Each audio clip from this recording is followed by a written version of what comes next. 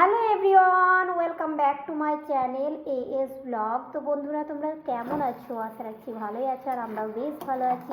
তো দেখো আজকে কি রান্না করছি। আজকে খাসির মাংস রান্না করছি। আমি খাসির মাংসটা অনেক সিম্পলভাবে রান্না করি, তো সবটা হয়তো তোমাদের সঙ্গে শেয়ার করিনি। তো এখন দেখো খাসির মাংসটা কষাচ্ছি।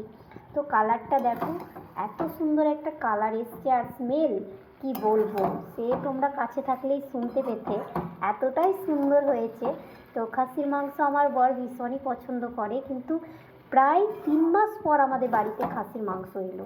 তার কারণ বরের আর কি একটু কোলেস্টেরলটা বেড়েছিল, যে কারণে খাসির মাংস আসতোই না বাড়িতে। তো অনেক দিন পর আর কি এসছে, তাও আনতে চাইছিল না। আমি আমার বরের মুখ চোখ দেখলেই বুঝতে পারি যে সে কী খেতে ভালোবাসে।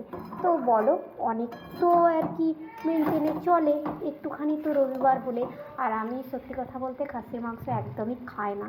এই যে রান্না করছি, রান্নার পাশাপাশিও মনে হয় যে যেন শরীরটা খারাপ করছে, এতটাই গন্ধ।